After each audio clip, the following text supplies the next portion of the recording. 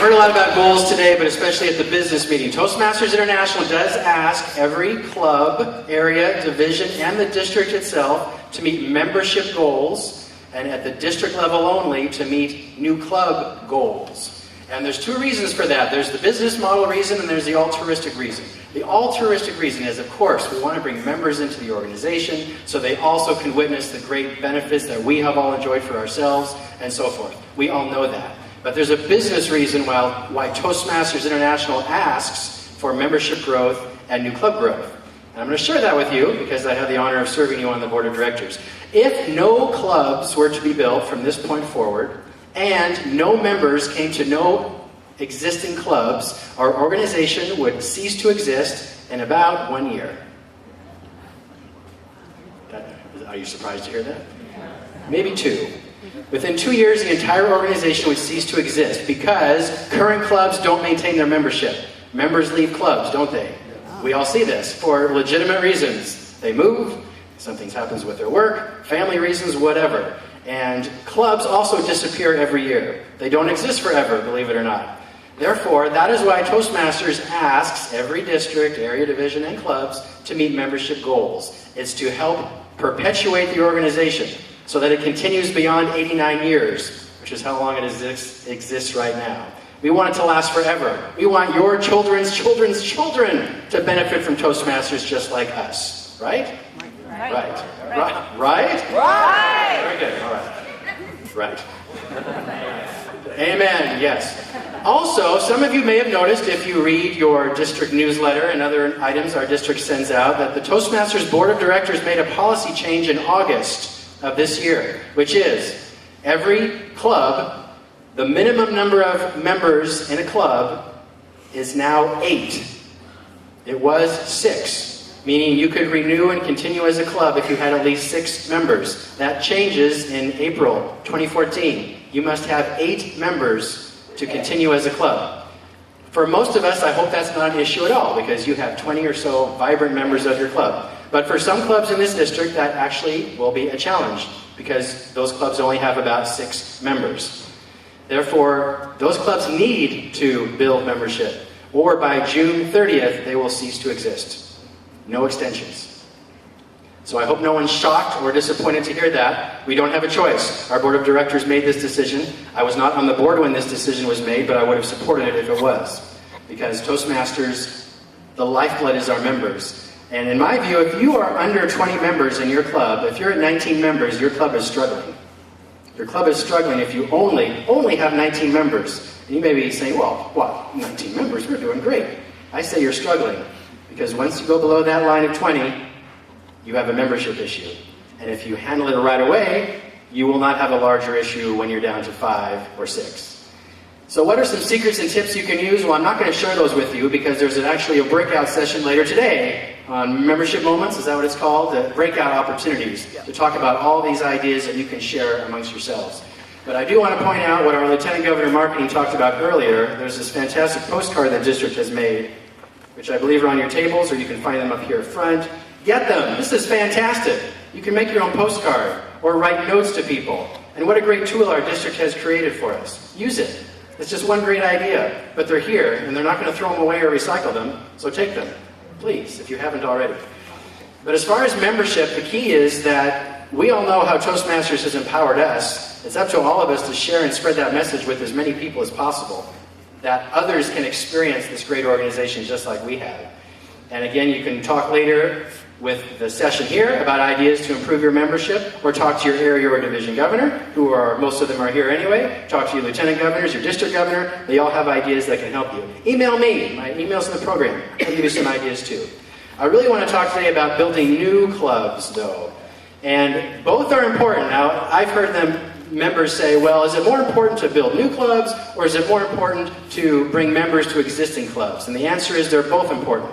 One is not more important than the other. They are both incredibly important. Yet, it takes more effort to start a new club, and that is really the role of the district. The district starts new clubs with our network of leaders, our area and division governors and members. Now, how many of you have helped start a new Toastmasters club? Actually, stand up if you started a new Toastmasters club. That's pretty impressive.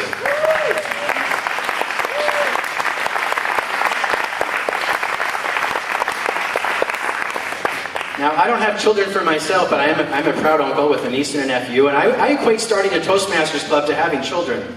You get to be there at the birthing process of a new club. You watch it grow and mature and become a fantastic vehicle of Toastmasters. You can come back and visit in 18 years and see the great things that club has done.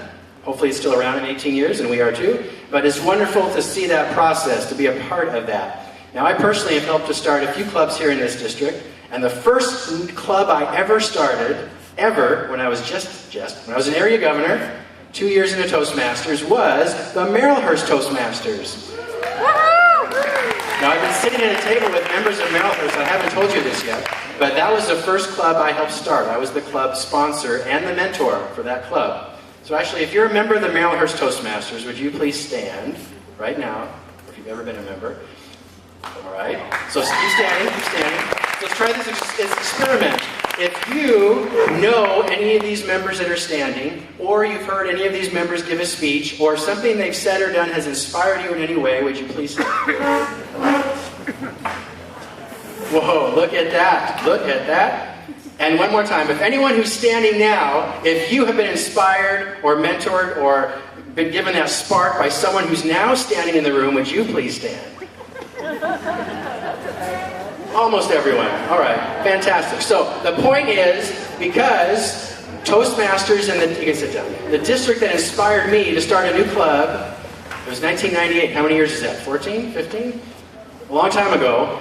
The district that helps encourage me to do that, look at how it's touched so many other people since then. See how a single act of starting a new club can blossom and change the lives of so many.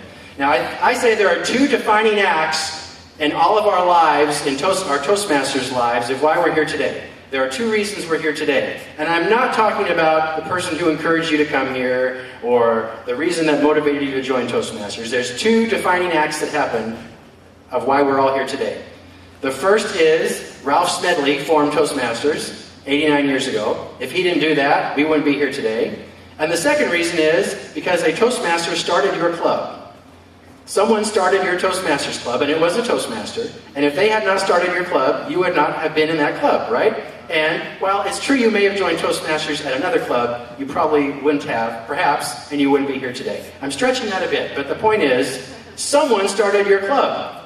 The club that you joined, and that you are now here representing, or that you later joined another club. Therefore, why wouldn't you want to start a Toastmasters club too? Why not? Why not? Why not?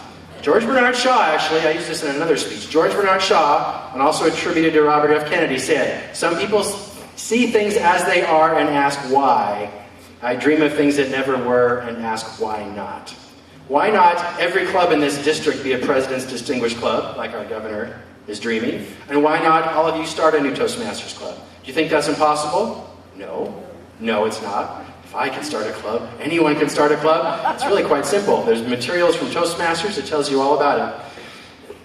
To help you in your ideas of starting a club, and what we're going to do is on your tables, there is a little piece of paper that looks like this, if you can see it. And it says, Prospective New Club Lead. You are all going to fill this out, or you're not leaving the room. Everyone is going to fill this out, and your incentive, if you're not motivated by just the desire of starting the club, is we're going to be giving away a free DVD of the movie Speak, which talks about the 2008 World Championship of Public Speaking, and I'm in that movie too. I was a Toastmaster of that contest, so actually I'll get this right now to prove it's real. Your incentive for filling out this form, which we're going to collect in 2 minutes, is you get a free DVD when we draw your name.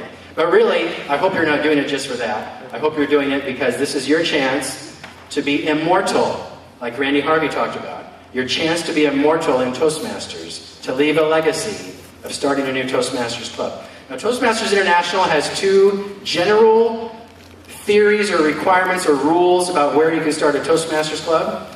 For a corporation, it should be an organization that has at least 200 employees in a single building. That's not the be-all, end-all. I know clubs that have started with 80 people in their company, and 20 of them are Toastmasters. And I know companies that have 5,000 members with no club, believe it or not. So that's another story we'll talk about another time. So at least 200 employees in a single building. It doesn't have to be a single company. It could be a business park where there's one building with at least 200 people in it. That can support at least one Toastmasters club. And the McDonald's rule. I learned this way back when I was a lieutenant governor 12 years ago. Every place McDonald's restaurants form is where there is at least a 10,000 population. 10,000 people live in a community, McDonald's opens a restaurant. Every 10,000 there's more than one restaurant. Therefore, in your neighborhood, if you have a McDonald's, is there also a Toastmasters club? Seriously, if you have 5 McDonald's in your community, are there at least 5 Toastmasters clubs? Or look at it from a population number. If you live in a city that has 10,000 population, are there 2 Toastmasters clubs? Now I know again that's not the rule. There are some cities with 1,000 population total, and they have a really strong, awesome Toastmasters club with 20 or 25 members in this district and in other districts. However, in general, that's a general guideline. Is there somewhere you know in your community that can support a Toastmasters club? Do you work somewhere that could support a club? Do you have multiple clubs in your area, but maybe one that doesn't meet on Sunday mornings? There's a club that meets on Sunday mornings in this district. A club that doesn't meet Friday nights at midnight. Do we have a Friday midnight club in this district? Do we? Soon. Soon? Seriously? Friday I was kidding, but that's Friday Fun Masters. Who would have thought? Not midnight, but late at night. Not at midnight, okay. Friday. But look at your community. During the days, or time of day, is there an opportunity? I was serious, right on this card. Even if you can't think of anything, throw something out there, because I want you to have this chance to win a DVD. You don't have to have all the specifics of the company name or address, just put the idea of where you think you could start a club, and put your name and your contact information, so our district can follow up with you. This is not a contract. We're not saying you have to start this club. We're asking for ideas. We're asking for this collective wisdom in this room to help us brainstorm where we can bring Toastmasters where it is not currently here in District 7. So I mean it. I see some of you writing, but not all of you. You can't leave this conference until you fill this form out. You think I'm kidding, don't you? I am kidding. I hope you'll do this. And when you're ready, now's the time. So please raise it in the air. We have several people going to walk around and collect your forms. And remember, this is your chance to win a cool DVD. An awesome DVD. There are other people from our district on this DVD. But again, I hope that's not your only motivation. Why would you personally want to start a club? Again, the altruistic reasons. You get to help see people improve their lives by Toastmasters. Well, let's be more specific. If you want to be a distinguished Toastmaster, you have to do one of 3 things. That is, be a sponsor to a new club, which means you help get the club organized and ready and up to 20 members. Or be a club mentor of a new club, which means once the club starts, you attend the meetings for at least 6 months and help train and educate those members on how to be a successful club. The third is to be a club coach. That's where you go to an existing club that has 12 or fewer members. You help that club earn distinguished club status within a year. You must do one of those 3 things if you want to earn your Distinguished Toastmaster Award. Or your 2nd or 3rd Distinguished Toastmaster Award. Because you should always keep striving, never finish. Once you get the goal, keep moving on. You must do one of those 3 things. This is an opportunity for you to earn your Distinguished Toastmaster Award or your next Distinguished Toastmaster Award. Help start a new club, help serve a club as a club coach. Our district, unfortunately, has many clubs that are 12 or fewer. And if you are interested in that as well, talk to one of our district officers or area or division governors. They can assist you, they need you, the club needs you, or our organization needs you. So keep raising your cards. If you have ideas later, please fill them out, send them in to Michelle or any of our district team, but the drawing is going to be closing shortly. So keep them up, raise them up, this is your last chance. The boxes are coming around. Build a new club. Help an existing club. Bring membership to your existing clubs. Help other people see the power of Toastmasters, how it has improved all of our lives. Let them see it as well. I love when I see a new Toastmaster when they join the organization and watch them blossom in a matter of weeks. You've all seen that too, I know. You've seen how Toastmasters changes lives. You can tell your own story about that. And tell your story. You've heard that multiple times today, I hope, from Randy Harvey especially. Tell your personal story. It makes a difference. All right, we're going to close the drawing here. Now's your last chance. I think we're almost done. All right, not yet. Hey, keep the ideas coming. This is fantastic. Start a new club. Help membership in an existing club. It helps you. It helps your organization. It helps the future of our world. If every member of the world was in Toastmasters, can you imagine what a fantastic world this would be? Seriously, there'd be no more wars, there'd be no more famine, there'd be no economic disasters because people would communicate. Think of politics. Our Congress would actually work. Oh, don't get me into that. I used to work for Congress. I have to tell you, when I worked for Senator Hatfield, if we think Congress is bad today, it is pretty bad today. But it's always been bad. Senator Hatfield said when he first joined in 1967, he said, no one got along. There's so much partisanship here. If you read history, back to, Abraham Lincoln, George Washington, Congress didn't get along. So it's just a matter of do people communicate or lack of communication. We're blessed because we're in Toastmasters. We learn how to communicate effectively. And we want other people to learn too. There actually is a club at the United States Senate and at the U.S. House, but no members are currently members. It's only the staff. See, that's the first step. All politicians must join Toastmasters. Okay, this is your last chance for the drawing. If you have other ideas, please turn them in by the end of the day, but this is your last chance for the drawing. Going once, going twice, gone. All right, so if you please bring the box forward, I'm going to have our district governor choose one piece of paper, and that individual will come forward and get their video, and Scott will read what's on the card of the great idea for the new club.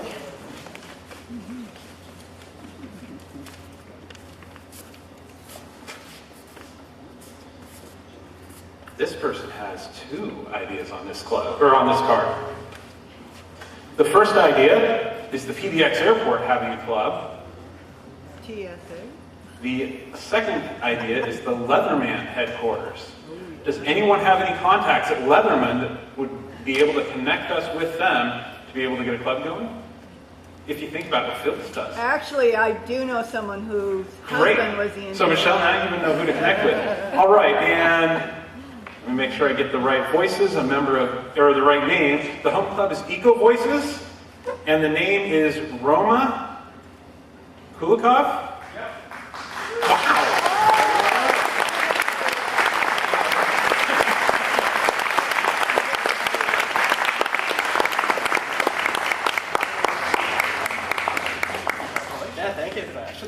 Yep. Thank you. You want to say anything? Any chance for the audience? Sure, yeah. The PDX Airport came to my mind just because I arrived from Japan yesterday to PDX Airport, and I also thought, I used to work in the area too, so I thought of Leatherman, that it's kind of a staple company in our area. That's all. Thank you. Thank you very much. Give my hand. Actually, Michelle, I have a contact at TSA because I gave a presentation there about a month ago. So, see how serendipity works? Yeah. See how this works? Fantastic. So that's the power of Toastmasters. Changes lives, brings more into the organization, helps us to be immortal in Toastmasters. So that is the end of my business meeting presentation, Mr. Governor. Thank you all, and build Toastmasters.